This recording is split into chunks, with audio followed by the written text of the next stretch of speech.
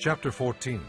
At this time Amraphel king of Shinar, Arioch king of Elasar, Kedor Laomer king of Elam, and Tidal king of Goim went to war against Bera king of Sodom, Birsha king of Gomorrah, Shinab king of Admah, Shemeber king of Zeboim, and the king of Bela, that is Zoar. All these latter kings joined forces in the valley of Siddim, the Salt Sea. For 12 years they had been subject to Kedor Laomer, but in the 13th year they rebelled. In the 14th year, Kedor Laomer and the kings allied with him went out and defeated the Rephaites in Ashtaroth, Karnaim, the Zuzites in Ham, the Emites in Shaveh Kiriathim, and the Horites in the hill country of Seir, as far as El Paran near the desert. Then they turned back and went to En-Mishpat, that is Kadesh, and they conquered the whole territory of the Amalekites, as well as the Amorites who were living in Hazazon Tamar. Then the king of Sodom, the king of Gomorrah, the king of Admah, the king of Zeboim, and the king of Bela, that is Zoar, marched out and drew up their battle lines in the valley of Siddim against Kedar Laomer, king of Elam, Tidal, king of Goim, Amraphel, king of Shinar, and Arioch, king of Elasar, 4 kings against 5. Now the valley of Siddim was full of tar pits, and when the kings of Sodom and Gomorrah fled, some of the men fell into them, and the rest fled to the hills. The 4 kings seized all the goods of Sodom and Gomorrah and all their food. Then they went away. They also carried off Abram's nephew Lot and his possessions, since he was living in Sodom. One who had escaped came and reported this to Abram the Hebrew. Now Abram was living near the great trees of Mamre, the Amorite, a brother of Eshcol, and Aner, all of whom were allied with Abram. When Abram heard that his relative had been taken captive, he called out the 318 trained men born in his household and went in pursuit as far as Dan. During the night, Abram divided his men to attack them, and he routed them, pursuing them as far as Hobah, north of Damascus. He recovered all the goods and brought back his relative Lot and his possessions, together with the women and the other people. After Abram returned from defeating Kedorlaomer and the kings allied with him, the king of Sodom came out to meet him in the valley of Shaveh, that is the king's valley. Then Melchizedek, king of Salem, brought out bread and wine. He was priest of God Most High, and he blessed Abram, saying, Blessed be Abram by God Most High, creator of heaven and earth, and blessed be God Most High, who delivered your enemies into your hand. Then Abram gave him 1/10 of everything. The king of Sodom said to Abram, Give me the people and keep the goods for yourself. But Abram said to the king of Sodom, I have raised my hand to the Lord, God Most High, creator of heaven and earth, and have taken an oath that I will accept nothing belonging to you, not even a thread or the thong of a sandal, so that you will never be able to say, I made Abram rich. I will accept nothing but what my men have eaten, and the share that belongs to the men who went with me, to Aner, Eshcol, and Mamre. Let them have their share. Chapter 14. At that time Herod the Tetrarch heard the reports about Jesus, and he said to his attendants, This is John the Baptist. He has risen from the dead.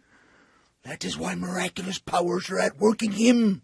Now Herod had arrested John and bound him and put him in prison because of Herodias, his brother Philip's wife, for John had been saying to him, It is not lawful for you to have her. Herod wanted to kill John, but he was afraid of the people because they considered him a prophet. On Herod's birthday, the daughter of Herodias danced for them and pleased Herod so much that he promised with an oath to give her whatever she asked. Prompted by her mother, she said, Give me here on a platter the head of John the Baptist. The king was distressed, but because of his oaths and his dinner guests, he ordered that her request be granted and had John beheaded in the prison.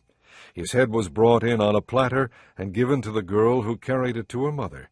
John's disciples came and took his body and buried it. Then they went and told Jesus. When Jesus heard what had happened, he withdrew by boat privately to a solitary place. Hearing of this, the crowds followed him on foot from the towns. When Jesus landed and saw a large crowd, he had compassion on them and healed their sick. As evening approached, the disciples came to him and said, This is a remote place, and it's already getting late. Send the crowds away so they can go to the villages and buy themselves some food. Jesus replied, "They do not need to go away. You give them something to eat." We have here only 5 loaves of bread and 2 fish. They answered. "Bring them here to me," he said. And he directed the people to sit down on the grass.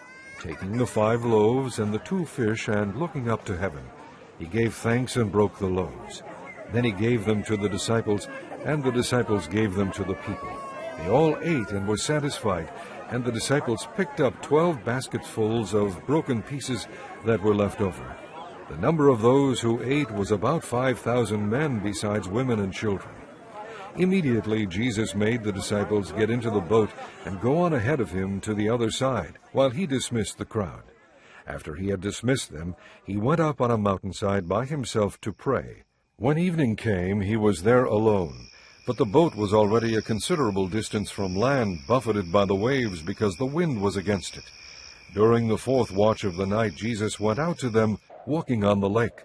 When the disciples saw him walking on the lake, they were terrified. "It's a ghost!" they said, and cried out in fear. But Jesus immediately said to them, "Take courage. It is I. Don't be afraid." "Lord, if it's you," Peter replied. "tell me to come to you on the water." "Come," he said. Then Peter got down out of the boat, walked on the water, and came toward Jesus. But when he saw the wind, he was afraid, and beginning to sink, cried out, "Lord, save me." Immediately Jesus reached out his hand and caught him. "You of little faith," he said, "why did you doubt?" And when they climbed into the boat, the wind died down. Then those who were in the boat worshipped him, saying, "Truly, you are the Son of God." When they had crossed over, they landed at Gennesaret. And when the men of that place recognized Jesus, they sent word to all the surrounding country. People brought all their sick to him and begged him to let the sick just touch the edge of his cloak, and all who touched him were healed. Chapter 4. When Sanballat heard that we were rebuilding the wall, he became angry and was greatly incensed. He ridiculed the Jews, and in the presence of his associates and the army of Samaria he said, "What are those feeble Jews doing? Will they restore their wall? Will they offer sacrifices? Will they finish in a day? Can they bring the stones back to life from those heaps of rubble, burned as they are?"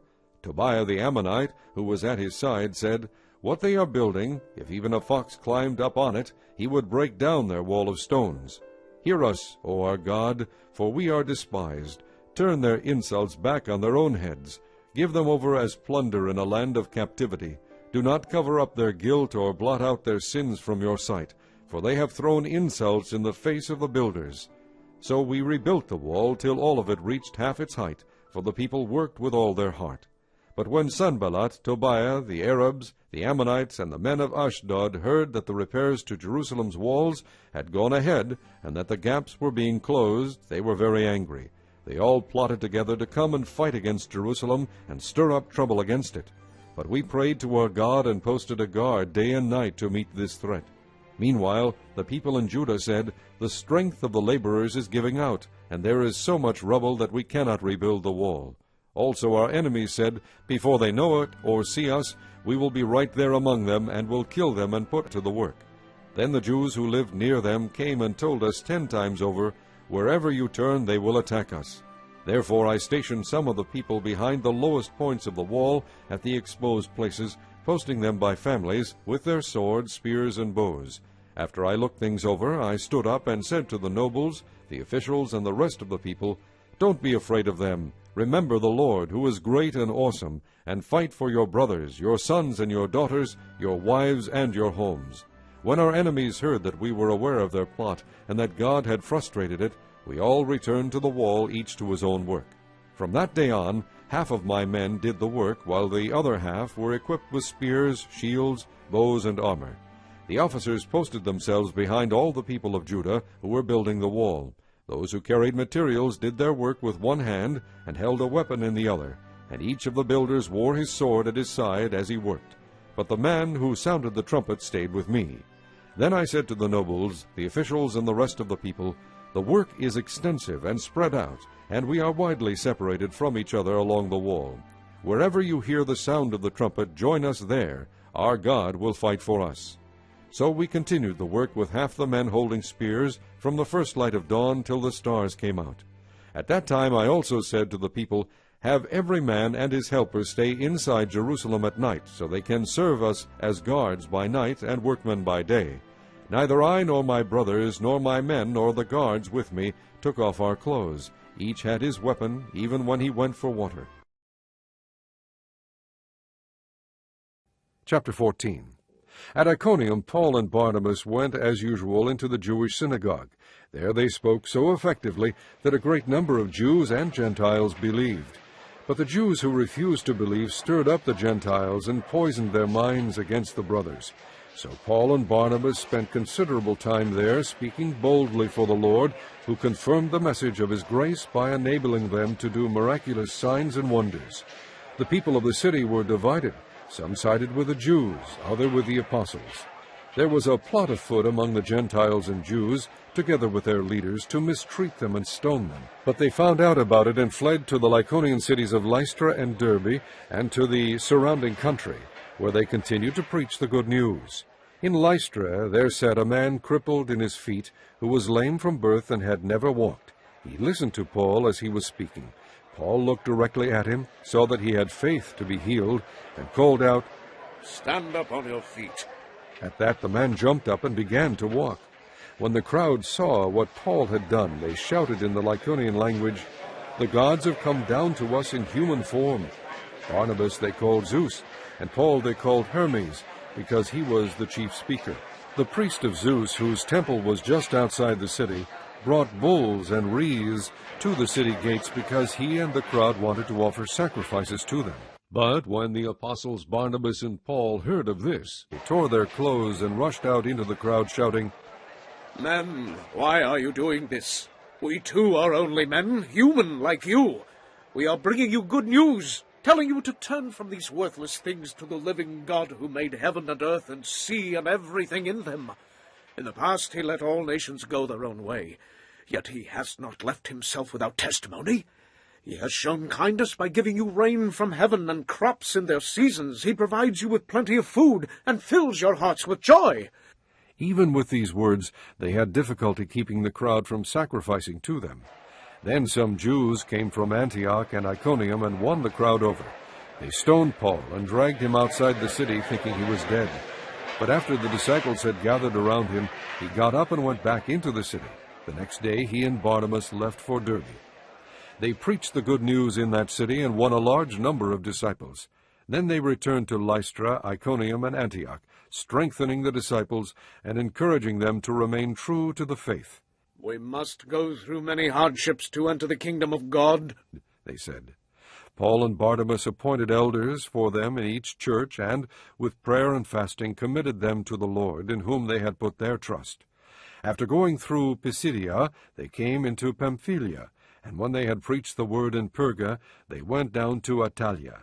From Attalia they sailed back to Antioch, where they had been committed to the grace of God for the work they had now completed. On arriving there, they gathered the church together and reported all that God had done through them, and how he had opened the door of faith to the Gentiles, and they stayed there a long time with the disciples.